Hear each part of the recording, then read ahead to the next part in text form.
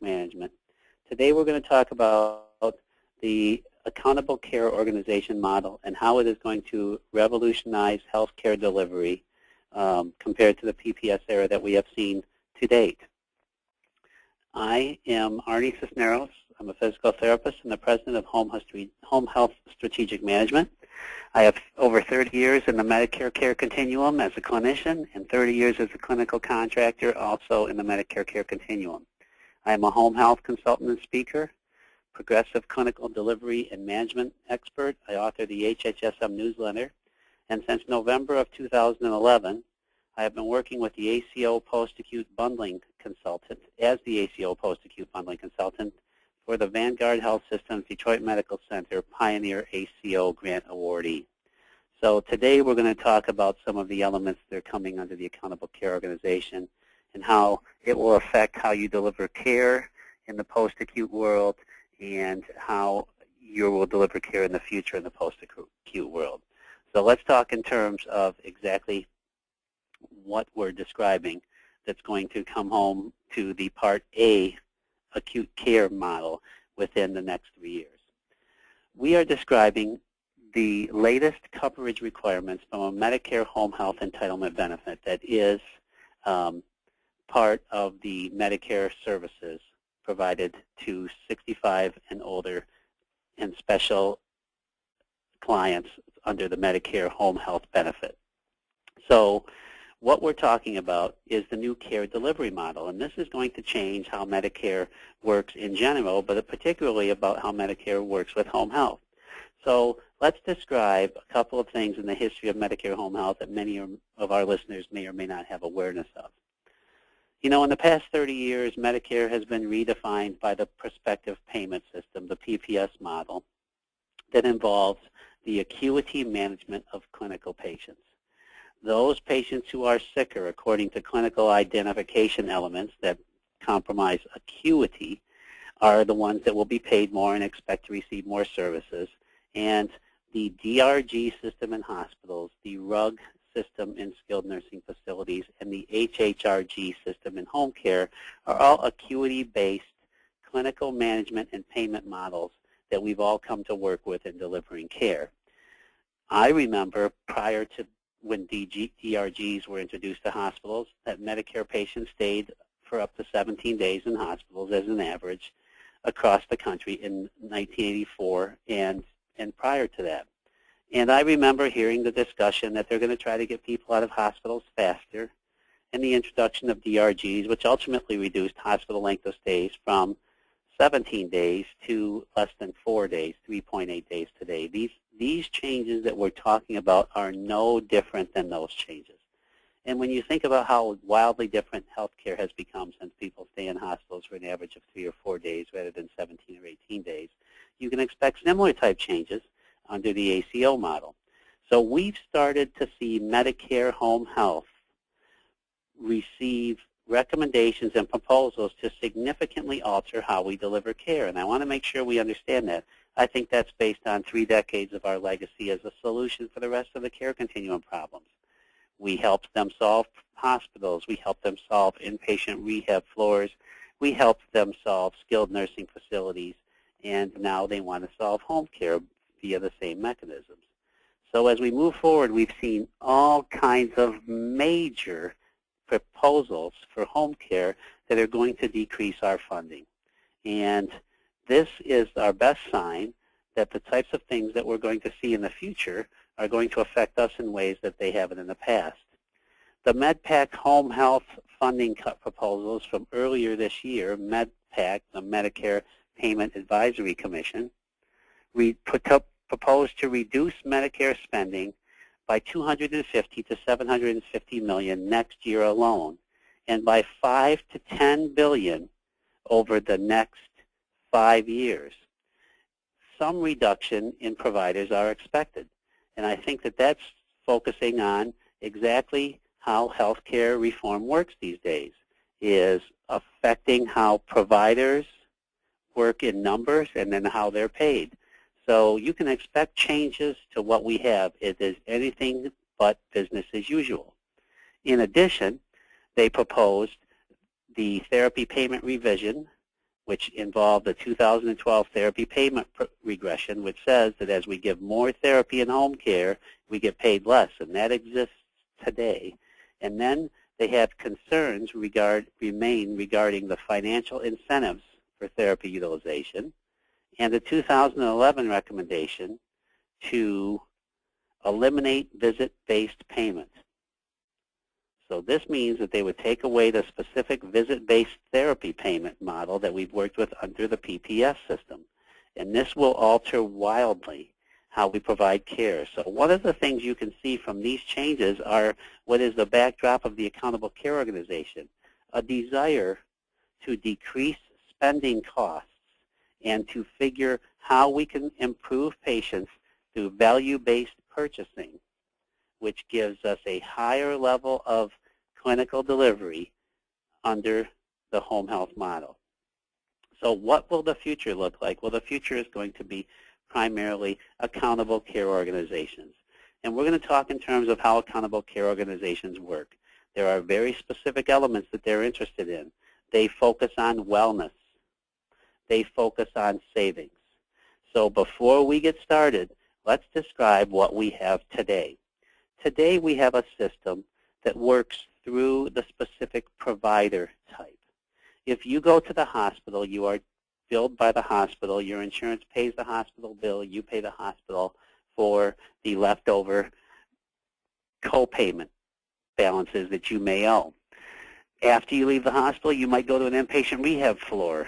You might go to a freestanding rehab facility. You might go to a subacute rehab skilled nursing facility. You might go to home care. You might go to an outpatient clinic. Each one of those will bill you separately, and your insurance will pay them separately. Now, we take this for granted as consumers and providers in the post-acute world, but you have to really examine how health systems work, particularly in America, in order to understand some of the frustration of putting these programs together. A couple of weeks ago, we met with staffers from the Senate Finance Committee in Washington, D.C. at the VNAA Public Policy Conference, and they were lamenting our traditional fee-for-service Medicare model, healthcare model. They said, stop and think about this. We put Medicare together in the 1960s when everything went through hospitals. And now we've broken it all out of hospitals, and we've created a number of different silos where rehab floors and skilled nursing facilities and home care agencies are all looking out for their own best interests, and they all create their own profit margins, and they all treat the patient and get paid and win or lose financially for that treatment, but the patient gets lost in the shuffle. Imagine if you had to go buy a different insurance policy for every one of those care providers, an insurance policy for when you went to the hospital, an insurance policy for when you went to the nursing home, a separate insurance policy for home care, because that's what Medicare is working with today, a number of different programs for sick people who need care. So the Accountable Care Organization from the Health Care Reform Bill is a step in the right direction for minimizing that traditional and outdated care delivery approach. The Accountable Care Organization is the care model of the future, and it was, again, born from the Health Care Reform Bill, which is the Patient Protection and Affordable Care Act. This is, PPACA, the basis of our Accountable Care Organization, based on wellness, savings, and efficiencies. So let's talk about how those work. Today, we provide care based on illness. If a person is ill, they get more care. In the future, the Accountable Care Organization, or the ACO, will be based on wellness, will be based on finding ways to keep people requiring less care. And when you produce those care savings because you have focused on how people can get better faster and require less care, you have delivered the efficiencies that Medicare is looking for. So instead of rewarding illness and volumes of treatments and responding to clinical orders, we're now rewarding people who are able to creatively derive mechanisms of getting people better faster, focusing on wellness, and producing savings. It rewards clinical outcomes. So what if we paid people not according to how much care they gave the patient, but on how well they got the patient in as short a period of time as possible. That is the basis of wellness and savings. How fast could you promote wellness? Because that saves us money when you promote wellness. And those responses are clinical outcomes. It's the next step in evolving from fee-for-service. Fee-for-service says you gave the care, and this is how you treated the patient, so we're going to pay you like this. What happens there is the clinician delivers the care, the payer acknowledges it, pays the clinician for delivering the care, and costs go up without the patient improving. And that's the goal of the accountable care organization, is exactly the opposite. So hospitals and health systems manage ACOs. Why should they manage the ACO dollar? Well, they've been working with PPS longer than any other care provider. They are large facilities with their stake in the game. They have usually the highest costs of any of an acute care episode, and they can manage the ACO more assertively because of their connection with their physician groups. Under the ACO, all providers lose utilization. So if you're still counting your success by length of stay or census, that will not work as well in the ACO world. There are two types of ACOs, two types of ACO patients: primary patients, which are community patients, and post-acute patients. So let's talk about those. The primary patients in an ACO are patients who will be basically enrolled in an HMO with a clinical backdrop. Health systems will say, we're going to take these patients on as our ACO patients, and Medicare will pay us X amount of dollars per year to manage their health care costs. And if we manage their health care costs in less than those dollars, we will realize savings, share some of those savings with Medicare, and keep them for ourselves, our physicians, and our providers. If we spend more money than Medicare pays us because we mismanage the care of these patients, then we will effectively be paying to see them. This is like HMOs, except the HMOs often made rules for patients, and if the HMO was not successful, the patient lost out on their care. Under the accountable care organization, if the patient is not successful under the ACO, the accountable care organization will incur increased patient costs that basically make them pay to see the patient. The second element is post-acute. Post-acute is the management of hospital readmission potential patients that are discharged from an acute episode. So let's talk about that. Under post-acute care, which is the bundling model that you hear from accountable care organizations, the accountable care organization will be responsible for all the costs of the first 30 days of care after the hospital discharge. So today a patient leaves the hospital and they're referred to you and they become your patient. In the future, the patient will be a hospital patient until 30 days after they are discharged from the hospital acute care bed. So let's stop and think about some of the elements of post-acute bundling. Number one, the hospital will lose money if the patient is readmitted in the first 30 days because the hospital will not get paid for the second readmission. That's how hospitals lose utilization. Their readmission rates are going to go down significantly, and that's going to change their bed census. So when ACOs really come to fruition, not only will home health and other post-acute providers experience altered care plans, but the hospitals will lose length of stay as well.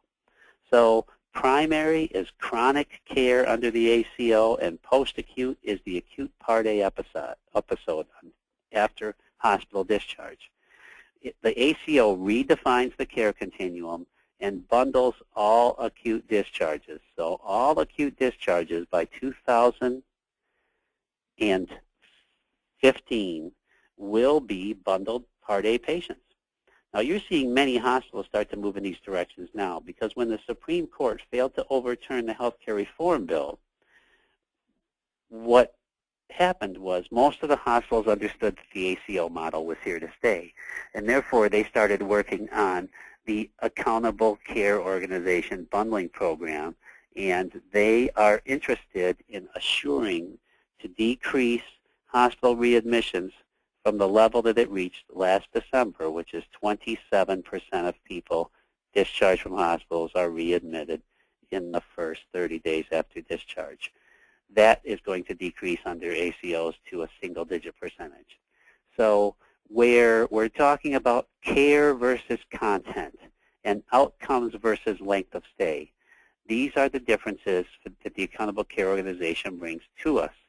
Again, we are seeking savings, and basically that's going to discuss what care providers, whether it's hospitals or the types of providers that patients are seen by after hospital discharge, are able to find ways to deliver care more affordably than other providers. Accountable care organizations will be managed via hospital QA and UR protocols. And stop and think about this group.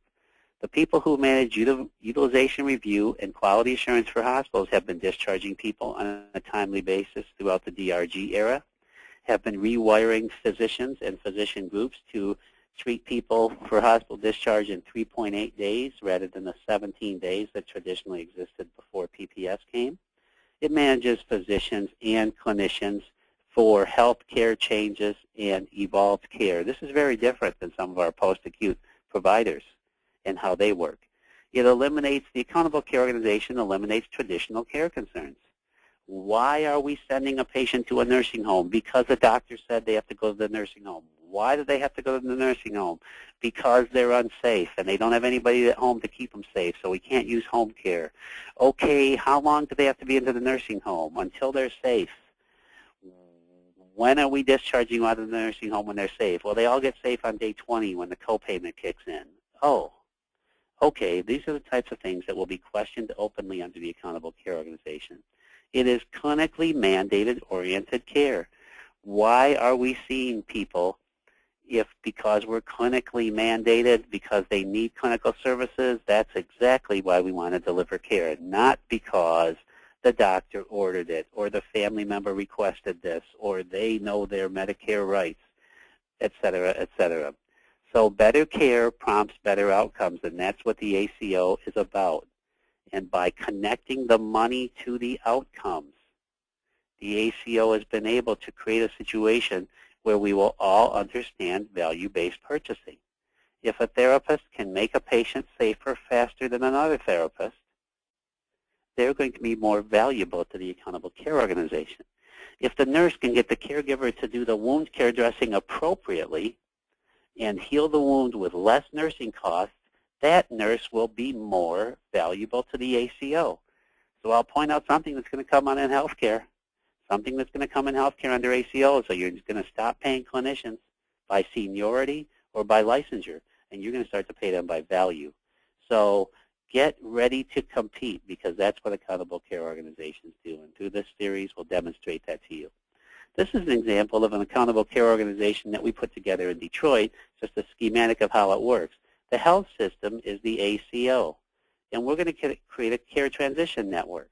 Now, we're going to discharge people. Some people will go to the long-term acute care hospital. Some people will go to the SNF. There'll be fluid movement back and forth from all of our providers. Some people will go to home health agency. Some people will go to the home health agency and find out that they are not able to be kept safe in the home health agency. So working with the home health agency, the Accountable Care Organization will say, why don't you move that patient over to a SNF, one of our SNFs, and that patient will then be in the SNF for as long as the Accountable Care Organization decides, not as long as the SNF or the patient decide. And as soon as they're ready to leave the SNF, they can then return to home care. You can see the arrows I'm drawing, where they can complete their care. Some patients are going to go to the long-term acute care hospital, and within a day or two, they're going to find out they don't need to be here. We could bring them to the SNF for 3 or 4 days to get the same type of treatment, and then move them over to the home health agency. And we're not going to send them to any home health agency. We're going to send them to the home health agencies that are working with the Accountable Care Organization. We're not going to let the physicians pick out the SNFs. We're going to get the SNFs least likely to let patients fall, to deliver med errors, and to readmit the patient back to our hospital. So you can see all the fluid movement that the Accountable Care Organization will deliver in decreasing the traditional healthcare elements. Now, the aspect of the ACO that involves us is the post-acute bundling aspect. And the post-acute bundling aspect handles all Part A hospital discharges and bundles them for the first 30 days. Now, under bundling, intended to decrease rehospitalizations after discharge, there is one payer per episode. So Medicare is going to pay the hospital, and the hospital will decide who they're going to use as a SNF if they need a SNF, or as a home care agency if they need a home care agency, and so on and so forth. And they will then bundle that care all the way through management via the health system. It's intended to focus post-acute care. Today, who gets the patients? Whoever the doctor refers them to. Or there's the battle of the market, the hospital discharge coordinators. In the future, under post-acute bundling, the hospital and the health system will have picked out a preferred vendor provider, and they will utilize those preferred vendors to deliver efficient care. I think that the best example of how post-acute bundling is the program we put together for the Detroit Medical Center, the Pioneer ACO awardee regarding total knee replacements. And under total knee replacements under our post-acute bundling model, the patient will get an average of 5.2 home health visits for a total knee replacement. That's down 3 to 4 visits from the national average today. Hospitals will pay for the post-acute services under post-acute bundling, and it's to reduce the hospital post-discharge interfaces that we traditionally provide. Now, as Medicare rolls out the demonstration projects to the Pioneer ACO awardees, one thing that we found that Medicare had led us to believe is that they would actually pay the hospitals for those services, and they would pay the post-acute providers, the skilled nursing facilities, and the home health agencies. But instead, what Medicare has derived is a scenario in which the hospitals only get paid for their length of stay, and that Medicare pays the post-acute vendors through their direct billings in a traditional manner, and then virtually bundles all that money back on the hospital's scorecard. So let's say that Medicare pays a hospital $20,000 for a total knee replacement on a bundled manner, which is supposed to cover everything from the first surgical visit until the end of a 30-day treatment. And the hospital pays the surgeon, does the surgery, and treats the patient appropriately for the first 30 days after discharge, and it only costs the hospital $15,000. Then the hospital take the remaining $5,000 from what it was paid, keep part of it, and split the other part up with the gain-sharing agreements for the physicians, the skilled nursing facilities, and the home health agencies. So the hospitals are virtually bundled under the post-acute services as opposed to paid directly. Now, the preferred vendor roster is a major aspect of creating a post-acute bundling model, which says, what vendors are we going to see?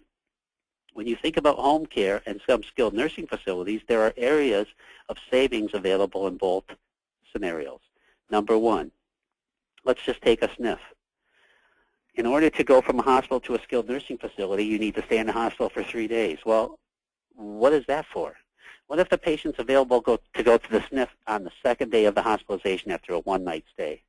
Why would we spend another $6,000 to $8,000 of Medicare money keeping them here for another 2 days just to get them to a skilled nursing facility? Why couldn't we send them on day 2? So there's an example of an opportunity to save at the SNF admission level by decreasing the hospital length of stay. Who goes to the SNFs? Well, who goes to the SNFs are people who are too unsafe to go home, or their caregiver can't keep them safe at home. Well, who's making that determination? Are we sure that that's the right determination?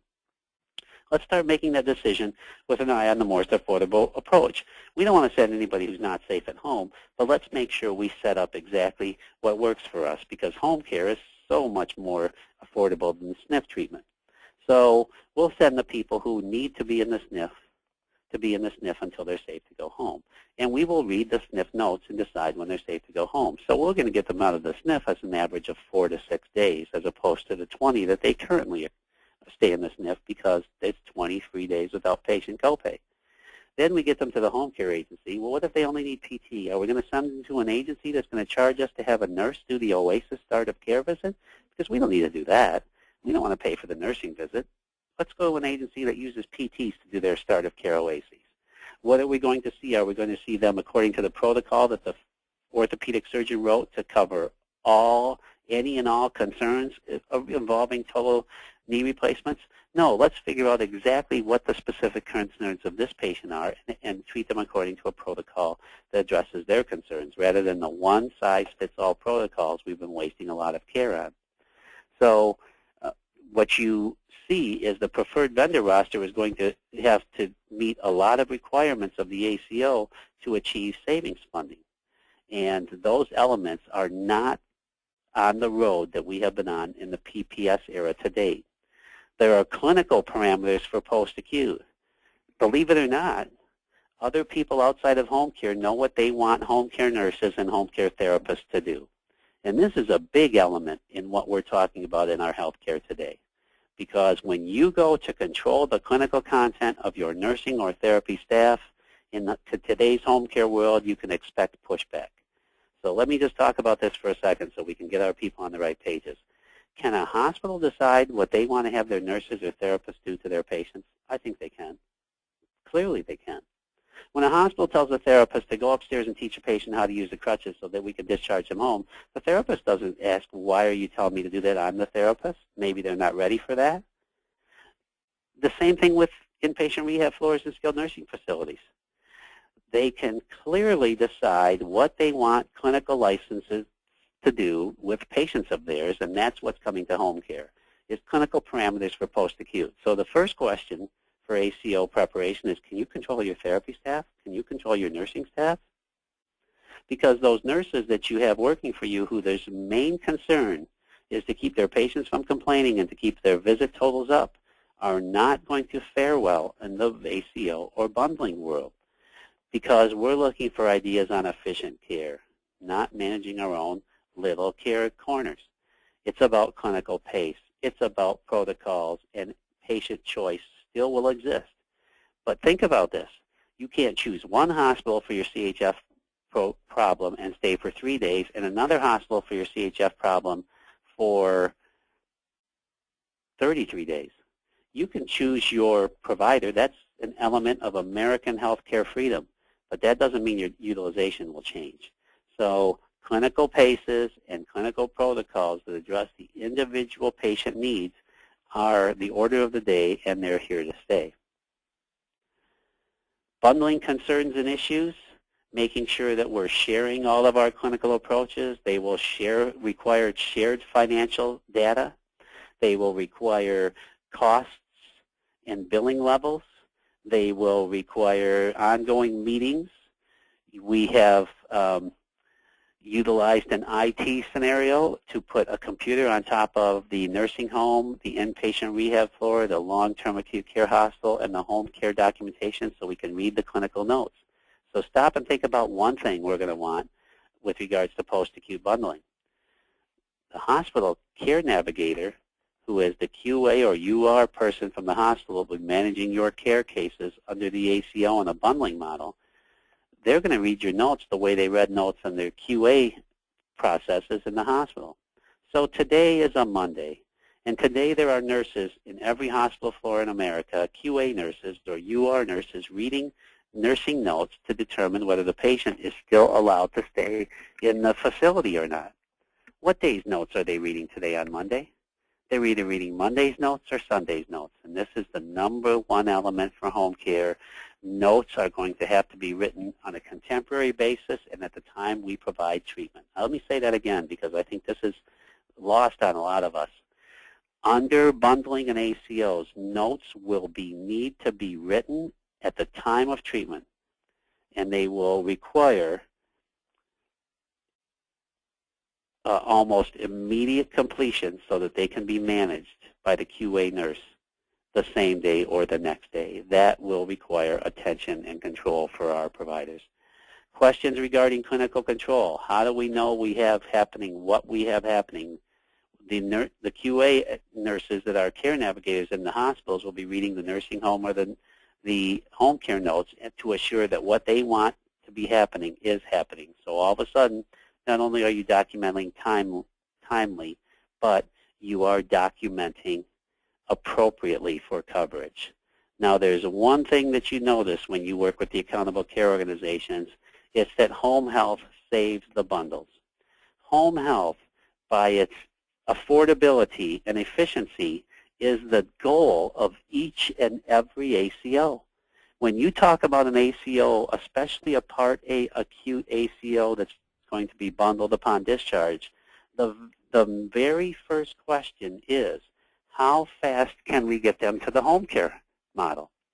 Because home care is the most affordable provider. Everybody wants the patient to get to home care. When the patient gets to home care and home care manages them correctly, the hospital saves money. When the patient gets to home care and the home care manages them correctly, the doctor gets paid additional funds. When the ACO gets the patient to home care and home helps keep the person out of the skilled nursing facility for an additional week or two, the bundle works because home care delivers the savings. So that's what I've said earlier. If the care continuum were going to become a basketball team, home care, home health will be the point guard. They are going to decide where the patient goes by their affordability. Everybody wants the patient to get to home health. And I think that's important for all of us to understand. It's not going to be the home health that we've provided under the PPS era today that's going to be more efficient, much more rapid, and much more savings-based. But that said, it's going to be home care.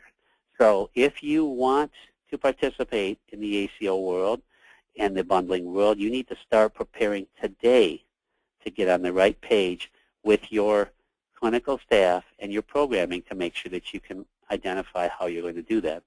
So what you're seeing is the types of things we've been talking about. This is a 2-year-old slide.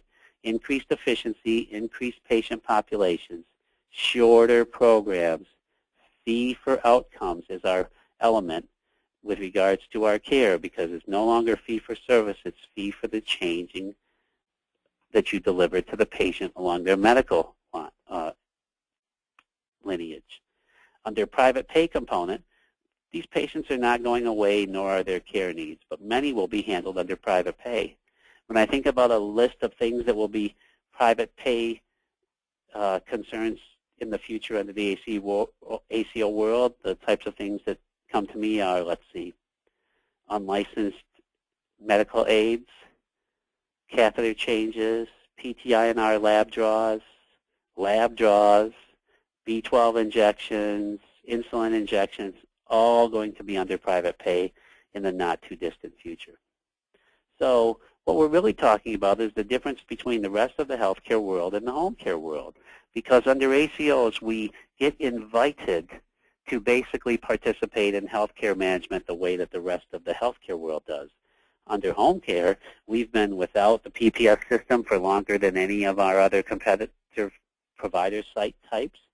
We've lacked the audit and denial management elements that most other provider site types have had for over a decade. We've had them for a couple of years, where we certainly have our well-documented fraud and abuse issues, and then we're going to have to pay attention to the types of changes that are going to be required. So as we talk in terms of what's going to come from the ACO, in which we're going to be equated with all other care providers, we might want to examine this for a second. Healthcare versus home care.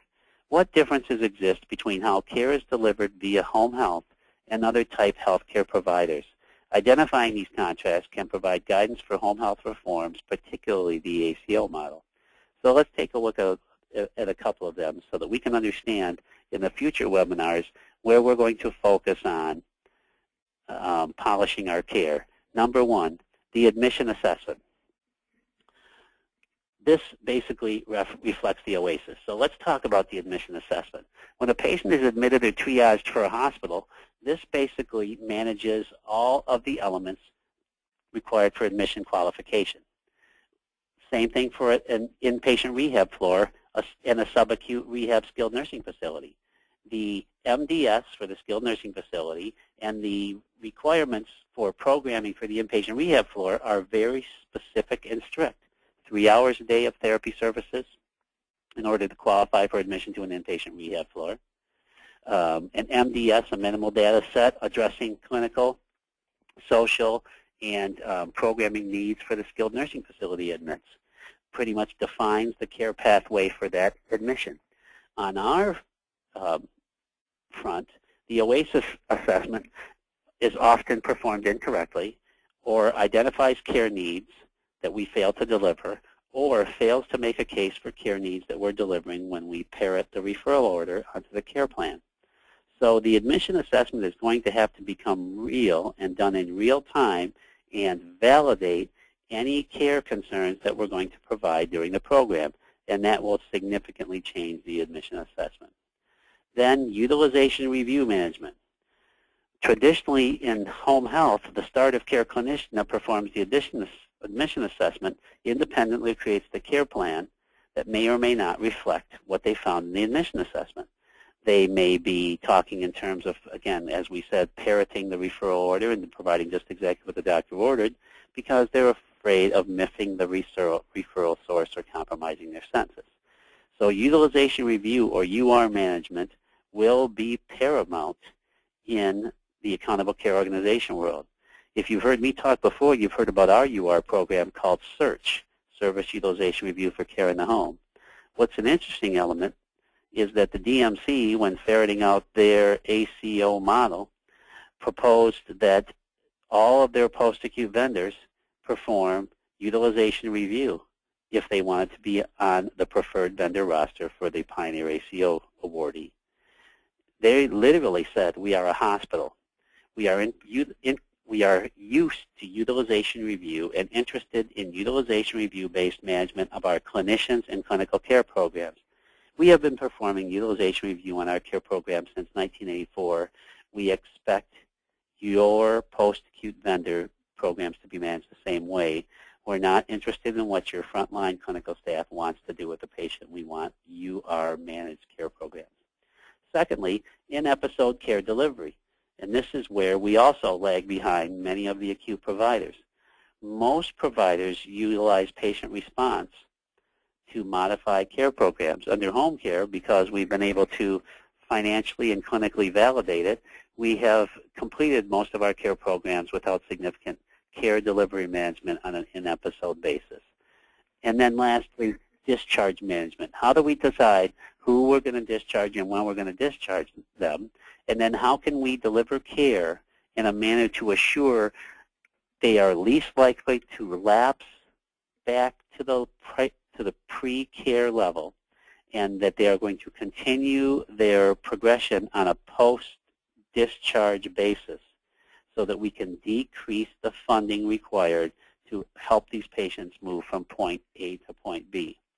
So when you take a look at these healthcare versus home care breakdowns, you see a lot of significant differences in how we organically deliver and produce care programs in different care sites.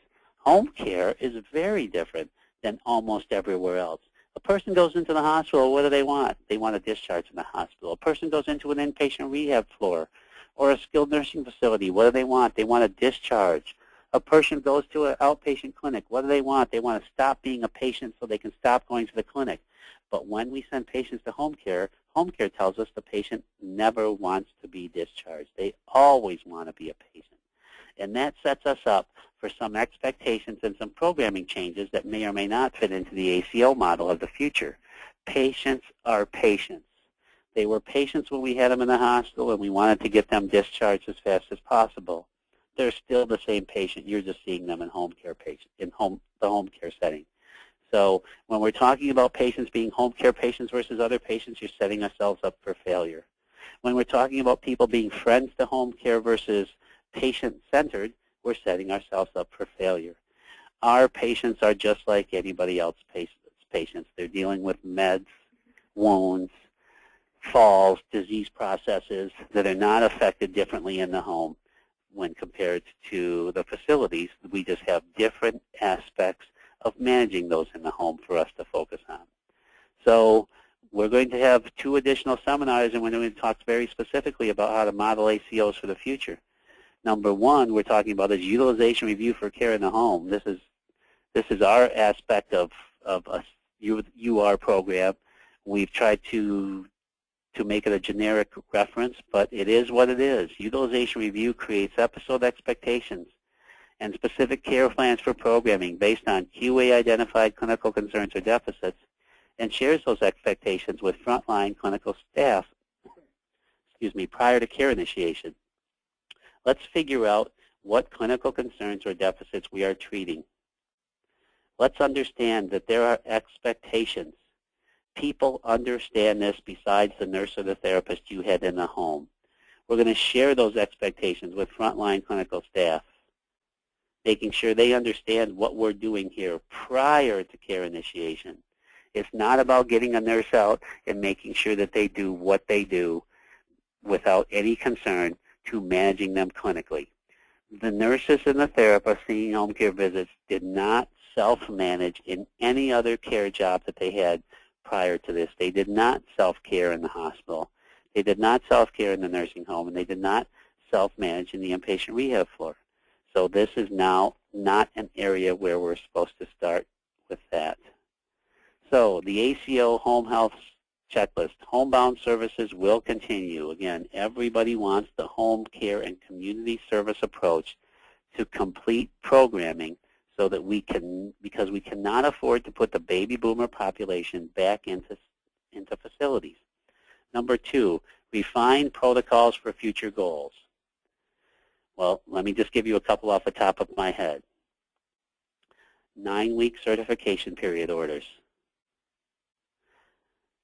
2 times a week physical therapy utilizations for patients regardless of whether they're safe in mobility or unsafe in mobility.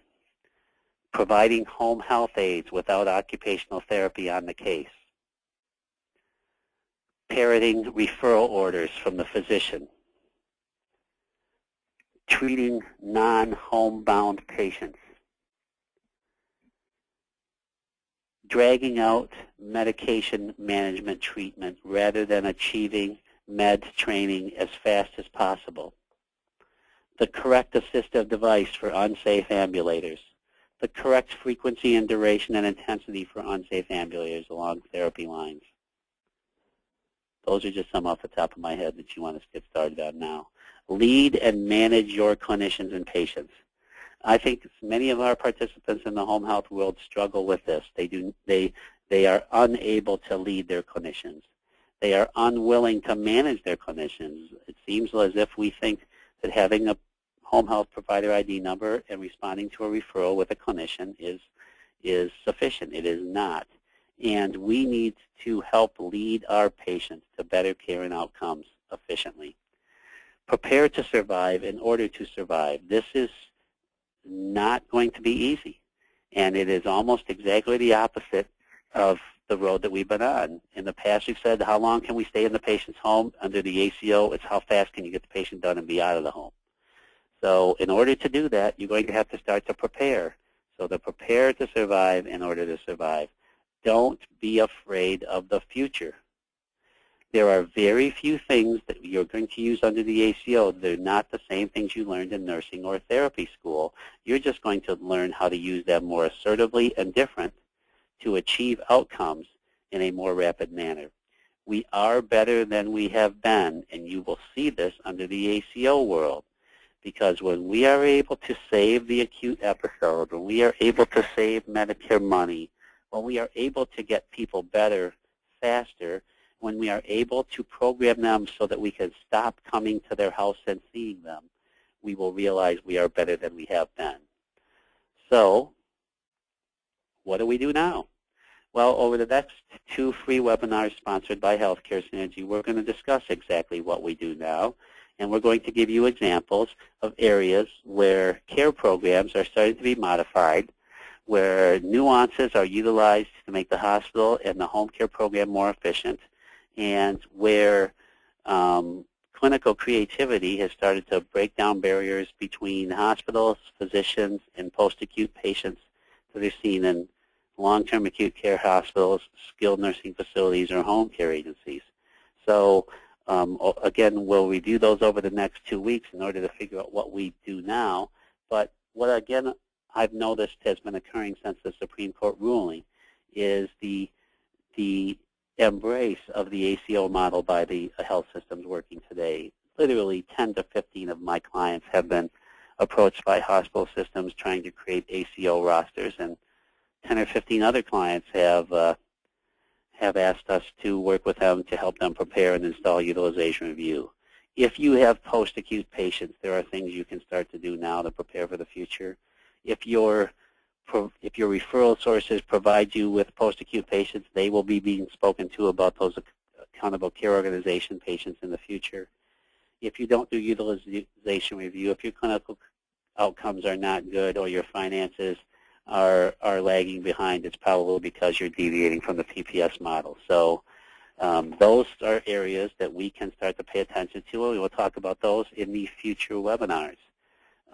As usual, I am finishing up here and turning it back over to the Synergy program. I think if people want to ask questions, they can ask questions at this point in time.